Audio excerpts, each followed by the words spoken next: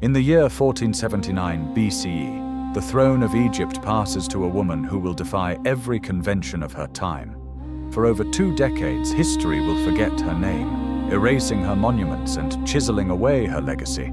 Yet her story refuses to stay buried beneath the sands. The question that haunts scholars to this very day is not whether she ruled, but why the ancient world conspired so thoroughly to make us forget she ever existed at all. Before we journey into the shadows of this enigma, I invite you to subscribe to this channel and join us as we uncover the mysteries that conventional history prefers to keep hidden. This is not merely another recounting of pharaohs and pyramids. This is an investigation into power itself, into the mechanisms that decide whose voices echo through eternity and whose are deliberately silenced by those who come after them. The ancient Egyptians believed that to erase someone's name was to destroy their soul, to rob them of their existence in the afterlife. Someone went to extraordinary lengths to accomplish precisely this act of spiritual annihilation against one of the most successful rulers the Nile Valley had ever known. The evidence of this systematic destruction lies scattered across temples, tombs, and monuments throughout Egypt, presenting modern archaeology with one of its most perplexing puzzles. Who possessed both the authority and the motivation to orchestrate such a comprehensive campaign of erasure? More importantly, what does this tell us about the true nature of power in ancient Egypt?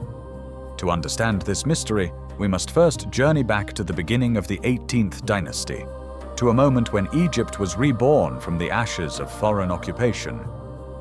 For more than a century, the Hyksos, mysterious invaders from the east, had controlled the fertile delta region, introducing revolutionary military technology such as the horse-drawn chariot and the composite bow. The native Egyptian rulers had been pushed south to Thebes, reduced to tributary vassals paying homage to foreign masters. However, around 1550 BCE, a sequence of warrior pharaohs from Thebes launched a campaign of liberation that would transform Egypt from a fractured territory into an empire of unprecedented reach. Ahmose I, whose name means "the moon is born," drove the Hyksos from Egyptian soil, pursuing them into southern Canaan to ensure they could never threaten the two lands again. His son Amenhotep I consolidated these gains, establishing a pattern of aggressive foreign policy that would define the New Kingdom era. Yet it was the third ruler of this dynasty, Thutmose I, who truly expanded Egypt's borders, pushing south into Nubia and north into Syria, creating an empire that stretched from the fourth cataract of the Nile to the banks of the Euphrates River. The wealth that flowed into Thebes during these campaigns transformed Egypt into the superpower of the ancient Mediterranean world, with tribute arriving from terrified vassals and plunder enriching the temples of Amun-Ra beyond measure. Thutmose I, however, faced a problem that would prove more challenging than any military campaign. He had no legitimate male heir from his principal wife, the great royal wife who carried the pure bloodline of the royal family.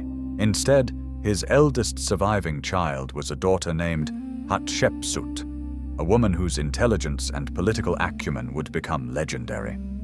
In a society where royal legitimacy flowed through the female line, Hatshepsut represented the most direct continuation of dynastic authority. Her blood was utterly pure, descending without interruption from the god-kings who had reunified Egypt. Meanwhile, Thutmose I's son by a secondary wife, a boy who would become Thutmose II, possessed royal lineage through his father, but lacked the maternal connection that truly legitimized pharaonic power in Egyptian cosmology.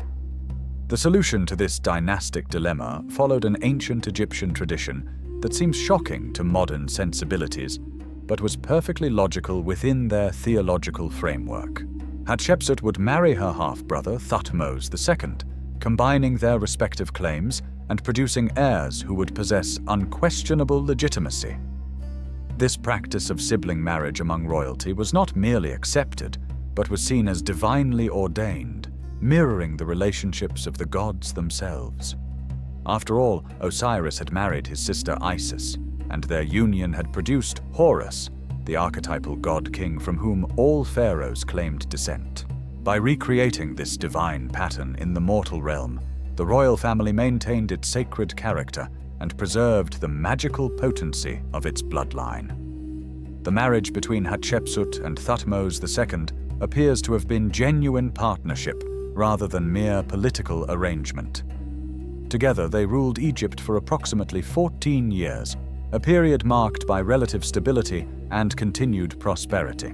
Hatshepsut bore her husband at least 2 daughters, Neferure and possibly another whose name has been lost to time, but crucially, no sons.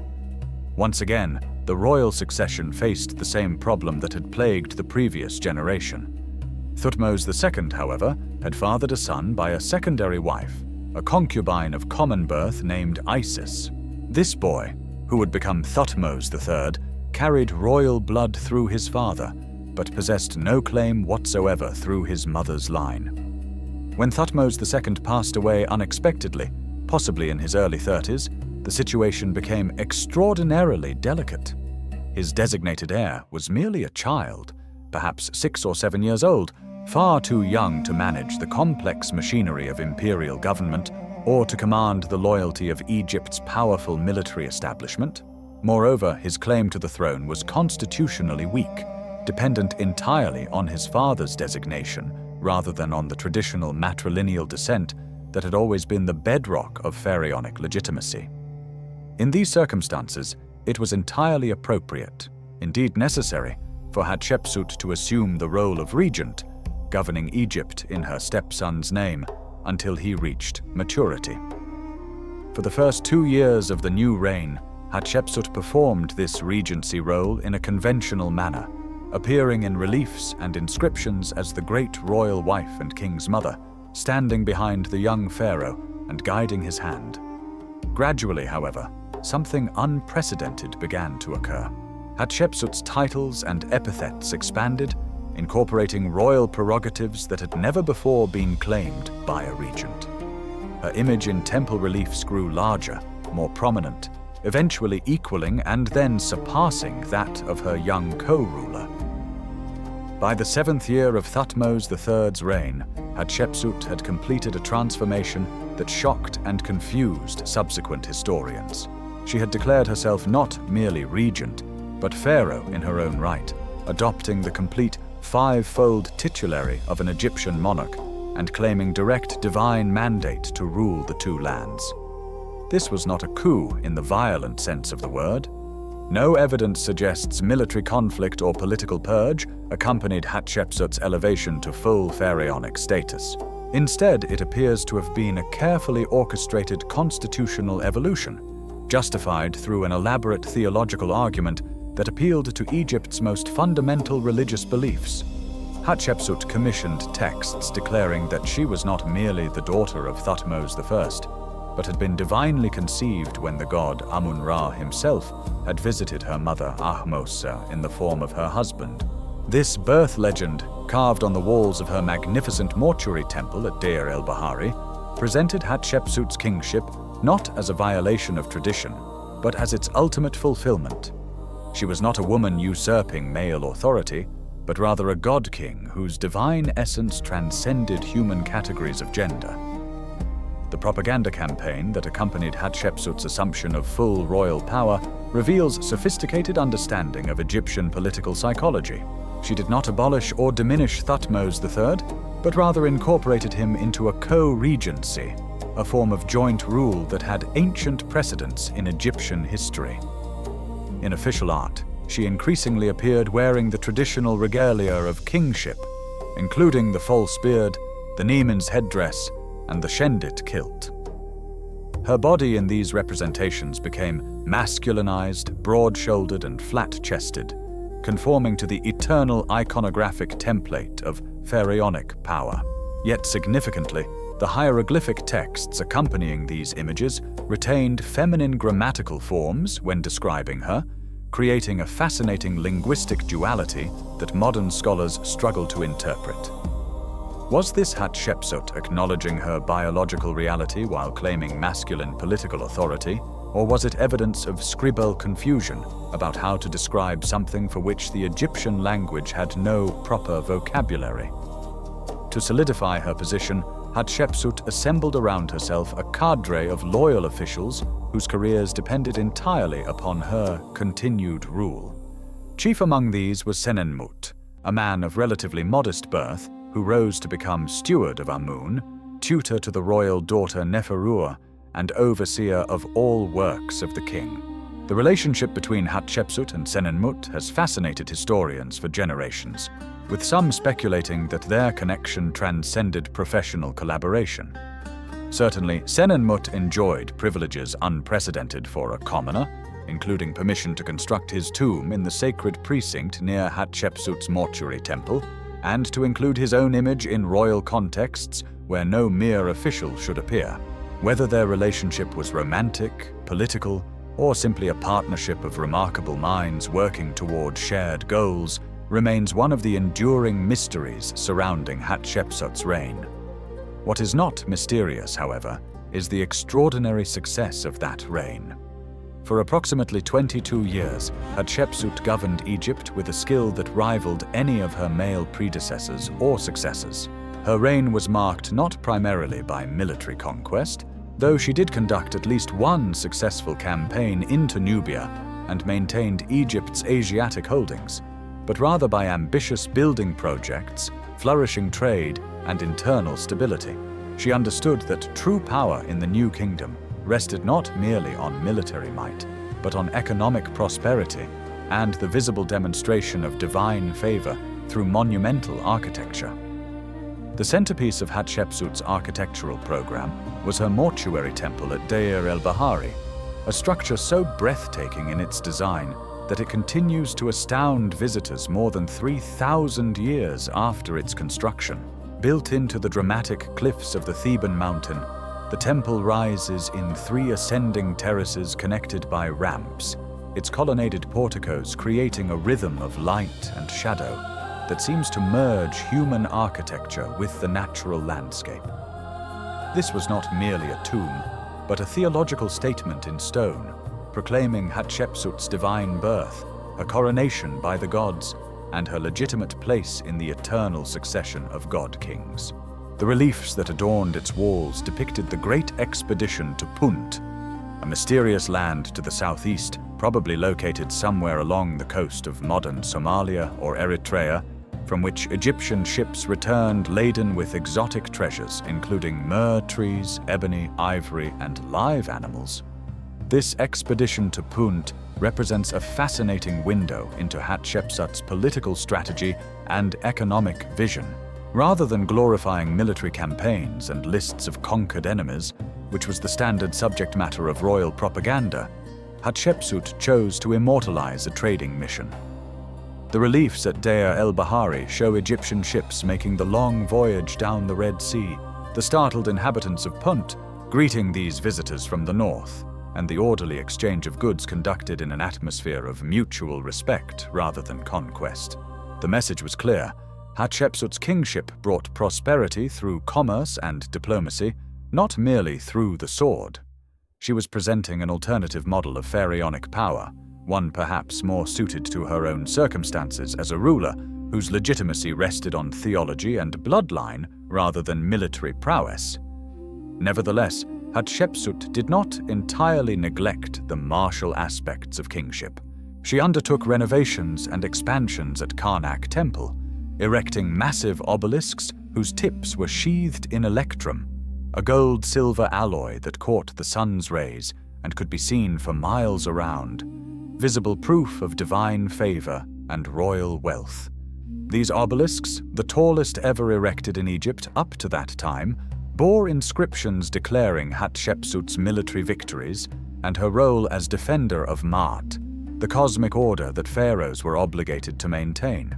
She adopted the traditional warlike epithets of kingship, calling herself Mighty Bull, Strong of Arm, and Beloved of Amun-Ra.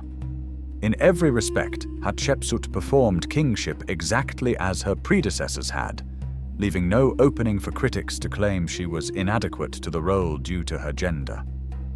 For over 2 decades, this arrangement appeared to function smoothly. Thutmose III, co-regent and designated successor, commanded the army on at least some campaigns, gaining the military experience and credibility that would later define his own independent reign. There is no evidence of conflict between Hatshepsut and her stepson-nephew during this period.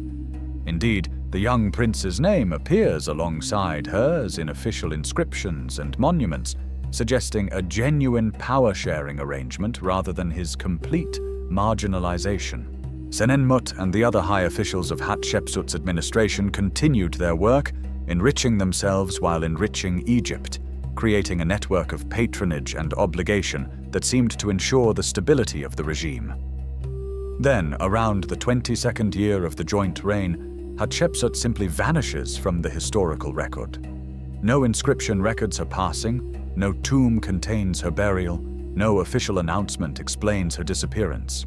At some point between year 22 and year 23 of the reign, sole authority passed to Thutmose III, and the most successful female pharaoh in Egyptian history ceased to exist in any official capacity.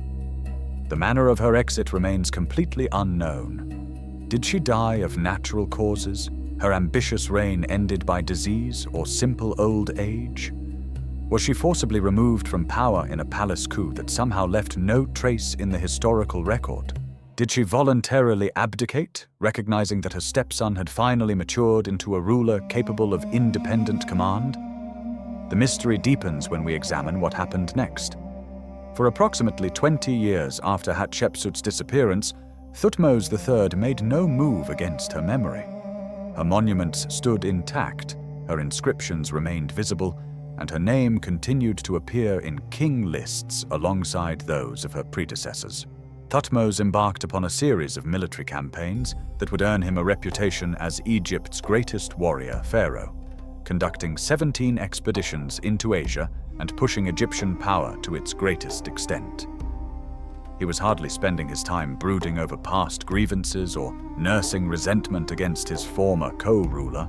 The arrangement between them, whatever its precise nature, seemed to have ended amicably, or at least without obvious rancor. However, late in his reign, approximately 40 years after Hatshepsut's death, and near the end of his own life, Thutmose III initiated a systematic campaign to erase Hatshepsut from history. Across Egypt, her images were chiseled from temple walls, her cartouches were hammered out and replaced with those of Thutmose I, Thutmose II, or Thutmose III himself, and her monuments were either demolished or usurped. This was not random vandalism, but carefully targeted obliteration, focusing specifically on those representations showing Hatshepsut as pharaoh, while often leaving intact earlier images of her as queen consort. The goal was clear: to remove any evidence that a woman had ruled Egypt as pharaoh, to close the gap in the king lists, to restore what the attackers apparently viewed as proper order. Why would Thutmose III wait so long to attack his predecessor's memory? If he had harbored genuine hatred or resentment toward Hatshepsut, if he had viewed her reign as illegitimate usurpation that delayed his rightful rule, why did he not move against her monuments immediately upon gaining sole power? Some scholars argue that the explanation lies not in personal animosity, but in political calculation. Late in his reign, as Thutmose prepared for his own succession, he may have become concerned about the precedent Hatshepsut's successful rule had established. If one woman could claim the throne, present convincing theological justification for her kingship, and rule successfully for more than 2 decades, what prevented others from attempting the same in future generations? By erasing Hatshepsut's memory, Thutmose was not settling a personal score, but rather closing a dangerous loophole in Egypt's constitutional order, ensuring that no future woman could point to her example as justification for their own royal ambitions. Another possibility, however, shifts the blame away from Thutmose III entirely. Some Egyptologists now argue that the erasure campaign may have been initiated not by Thutmose, but by his son and successor, Amenhotep II. This pharaoh faced his own legitimacy questions, as his mother was not a principal royal wife, but rather a secondary queen. In such circumstances, thoroughly establishing masculine succession as the only legitimate form of royal transmission would serve Amenhotep's interests perfectly. By eliminating the evidence of Hatshepsut's reign, he eliminated any argument that legitimacy should flow through the female line, strengthening his own claim and that of his descendants. The timing of the erasures, which occurred late in Thutmose's reign, or possibly even after his death, supports this theory. Whoever ordered the destruction, the execution was remarkably thorough, yet curiously incomplete. Hatshepsut's cartouches were removed from easily accessible locations, but often left intact in high places difficult to reach, or in dark corners of temples where few would see them. Her names disappeared from king lists and official chronicles, creating a strange gap in the historical record where approximately 20 years of prosperous rule simply vanished. Later historians, including the priest Manetho, who compiled Egypt's dynastic history in the 3rd century BCE, struggled to make sense of the contradictory evidence, sometimes counting Hatshepsut, sometimes omitting her, sometimes confusing her with other female rulers from different eras. The physical fate of Hatshepsut herself adds yet another layer to the mystery. Her magnificent mortuary temple remained standing, impossible to demolish without enormous effort and expense, though many of its statues were defaced or buried in nearby pits where archaeologists would discover them thousands of years later. Her original tomb in the Valley of the Kings, one of the first tombs prepared in that royal necropolis, appears to have been completed, but was later altered and possibly reassigned. In 2007, Egyptian authorities announced that a mummy discovered years earlier in a cache of royal burials had been positively identified as Hatshepsut through DNA analysis and the matching of a tooth found in a canopic jar bearing her name. If this identification is correct, and not all scholars accept it, then Hatshepsut did receive proper burial and mummification, suggesting that whatever erasure campaign followed her reign, it stopped short of the ultimate sacrilege of disturbing her physical remains. The discovery and study of Hatshepsut's possible mummy reveals a woman who died in her 50s, suffering from diabetes, arthritis, and possibly cancer. The cause of her death appears to have been natural rather than violent, undermining theories of assassination or forced removal from power.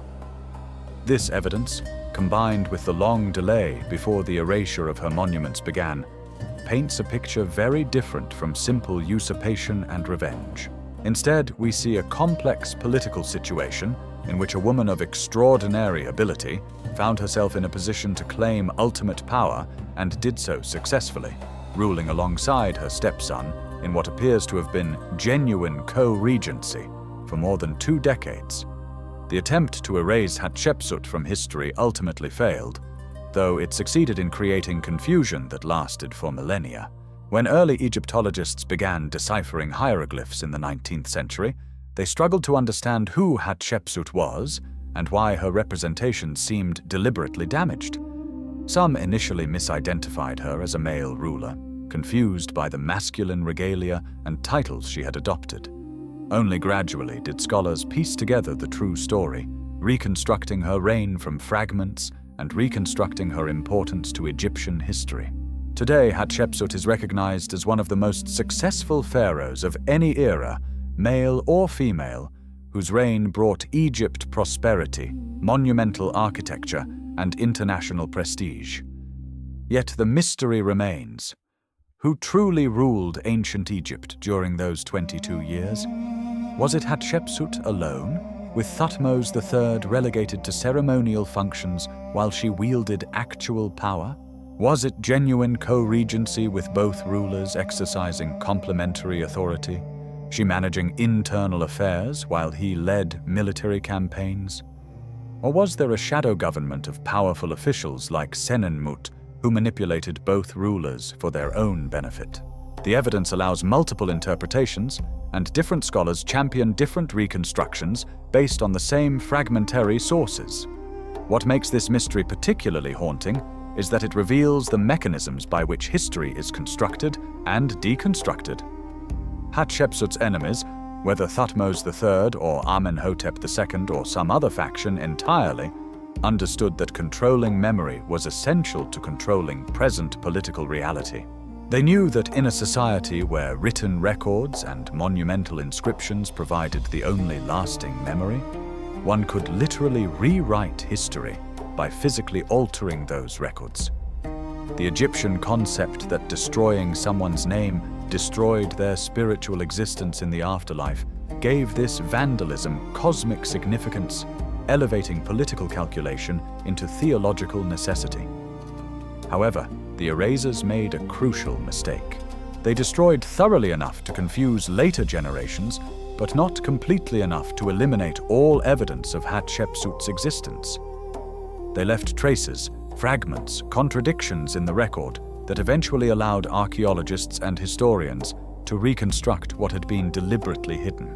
In attempting to write Hatshepsut out of history, they ironically ensured that her story would become one of ancient Egypt's most compelling mysteries, guaranteeing her a form of immortality perhaps more secure than if her monuments had been left untouched. The question of who really ruled ancient Egypt during the early 18th dynasty extends beyond Hatshepsut herself to the larger question of how power functioned in pharaonic society. The traditional view presents the pharaoh as absolute monarch, divine king whose word was literally law, who commanded armies and directed the affairs of state with unlimited authority. Yet the reality was considerably more complex. Every pharaoh, regardless of personal ability or divine sanction, depended upon vast bureaucratic machinery to govern Egypt.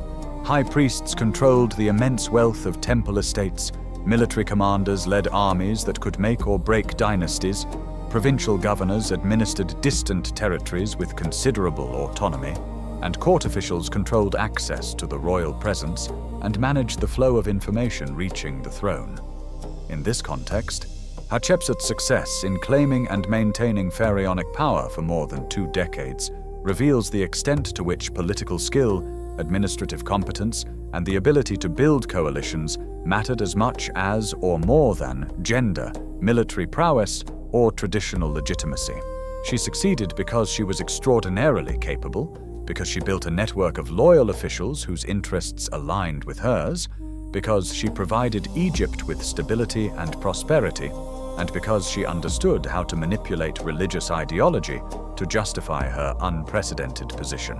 Her reign demonstrates that power in ancient Egypt was more negotiated and contingent than the heroic inscriptions on temple walls would have us believe. The mystery of Hatshepsut also forces us to confront the limitations of historical knowledge itself. Despite more than a century of intensive archaeological work, despite the translation of thousands of hieroglyphic texts, despite scientific analysis of mummies and sophisticated dating of monuments, we still cannot answer fundamental questions about one of ancient Egypt's most important rulers. We do not know precisely how she died. We cannot be certain who ordered the erasure of her monuments or why, and we can only speculate about the true nature of her relationship with Thutmose III. The past remains stubbornly opaque, revealing itself in fragments that we piece together into narratives that are always provisional, always subject to revision as new evidence emerges. This uncertainty is precisely what makes Hatshepsut's story so compelling for contemporary audiences. In an age that values strong female leadership and questions traditional gender roles, Hatshepsut appears as a proto-feminist icon, a woman who refused to accept limitations imposed by her society and who proved herself equal to any male ruler.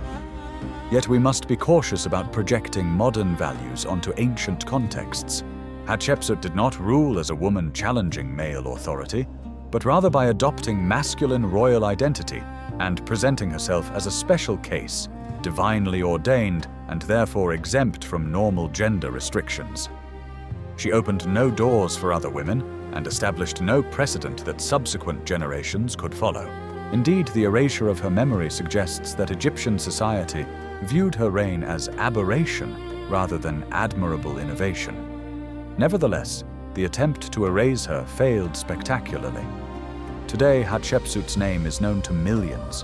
Her monuments are among the most visited in Egypt, and her story continues to fascinate new generations of scholars and enthusiasts.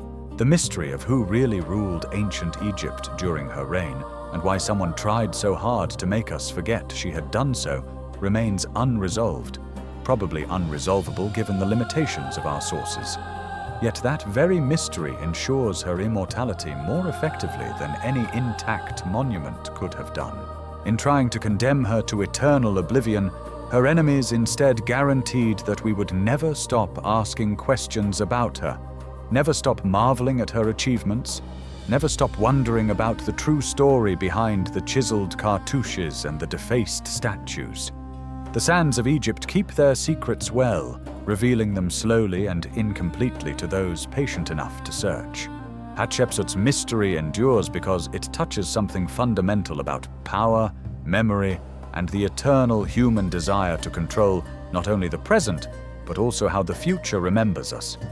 Her story reminds us that history is not simply what happened, but rather what we can reconstruct from the evidence that survives. Evidence that is always incomplete and often deliberately manipulated by those who wish to shape how their own age is remembered. In the end, the mystery of who really ruled ancient Egypt may be less important than what that mystery reveals about the nature of historical knowledge itself and the eternal struggle between those who wield power and those who record it for posterity.